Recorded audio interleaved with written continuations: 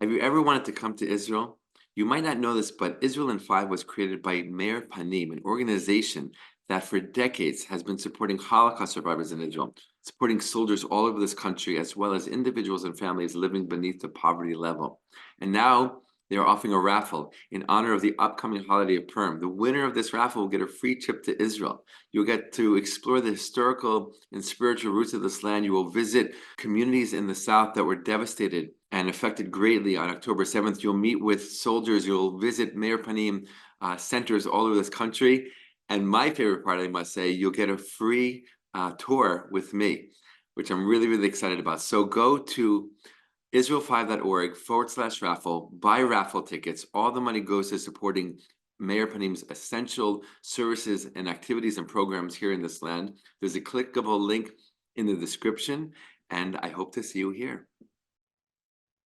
Did you know that you can find graves of prominent Jewish figures from throughout Jewish history all over the land of Israel? Shalom, my friends. This is the Kibbutz Gersh with Israel in 5, where we give you everything Israel in 5 minutes. Please like and subscribe. And if you have any questions or want to keep the conversation going, please do so below in the comments. The land of Israel is known for so many things, especially its very, very deep and rich history. And because so many different Jewish leaders and personalities have lived in this land, there are many graves found in this land that go back thousands and thousands of years. And you can literally spend weeks traveling this country, visiting various graves of so many different kinds of Jewish leaders from different chapters of Jewish history. I want to share with you a few. Going back to the beginning, right, we have in the city of Hebron, right, the Ma'arat HaMachpelah, the tomb of the Patriarchs.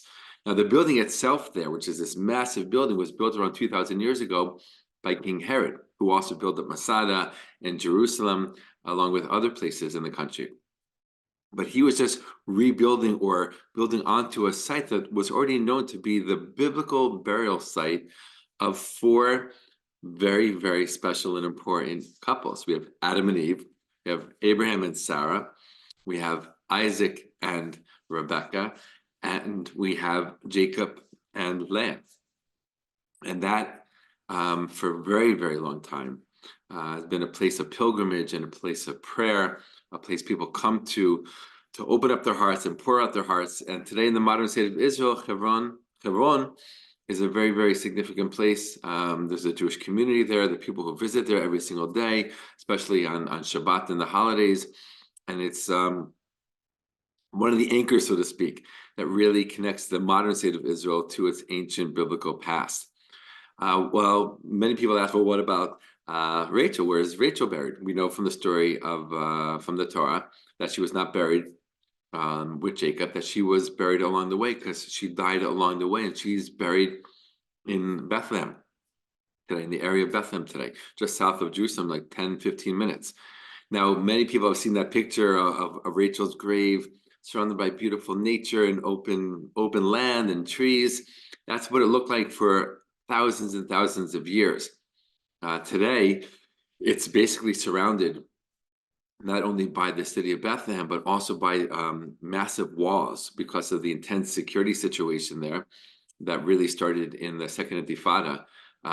Israel felt the need to protect the area, and when you go there, you kind of drive through these massive walls. You really can't see anything else on either side, and then at the very end, you get to the grave. The grave is still there, it's still important, it's still spiritual, it's still significant, just the surroundings no longer look like they did back in the day. To share a couple other graves, and again, you can drive all over this land, visiting north and south, visiting various graves of various personalities, including, as we said, biblical personalities. If you go up north, right near the Sea of Galilee, you have the grave of Rabbi Akiva, who lived around 2,000 years ago, who was one of the greatest rabbis of all time. He lived during the time of the Roman persecution, and he himself was tortured to death by the Romans. What was his crime? Teaching Torah publicly. But he's buried up there. And again, there's a grave that many, many people go to visit. In the same city nearby is the Rambam, Maimonides, the very famous Jewish philosopher, rabbi, and doctor, who wrote extensively many books, and he lived around 800 years ago. He was from Spain originally, and he made his way all the way to the Holy Land, and this is where he was buried. He lived also in Egypt and was even the Sultan's doctor there. Very, very prominent Jewish figure, buried here in the land of Israel. I think the last grave that I want to share with you is, maybe you don't know the name, but it's a very significant grave here in the land of Israel. It's Rabbi Shimon Bar Yochai, otherwise known as the Rashbi. He was a student of Rabbi Akiva, actually. There was a great plague that wiped out thousands and thousands of Rabbi Akiva's students, and he was left only with 5 in the end. And one of the 5 was Rabbi Shimon Bar Yochai. He became known as the greatest mystic of all Jewish history. His teachings were put into a book called the Zohar, which is the main source of Kabbalah, Jewish mysticism. And he is buried at the bottom of Mount Meron in the north of Israel as well, not too far from the Sea of Galilee. Now, check this out. On the anniversary of his death, which we call the Yahrzeit, hundreds and hundreds of thousands of people go visit there. Right? Because in Judaism, a Yahrzeit, an anniversary of someone's death, is not a sad day. It's actually a celebration of their life, all that they did, all that they were. And many, many people want to be by his grave in Meron on the day of the anniversary of his death to celebrate who he was and what he brought into this world, and specifically how much he gave the Jewish people through his teachings, his spiritual insights, and his very, very deep wisdom. Every year, it's a great and grand celebration. Sometimes literally 750,000 people to 1 million people. People even come in from other countries around the world just for this day. Very, very powerful event and very, very powerful happening. And just really kind of highlights this idea of the importance of graves in Judaism in general and Israel in specific. And like I said before, you can spend weeks just driving around the country visiting different graves, and people actually do have these kind of pilgrimage trips where they go around and they visit different places.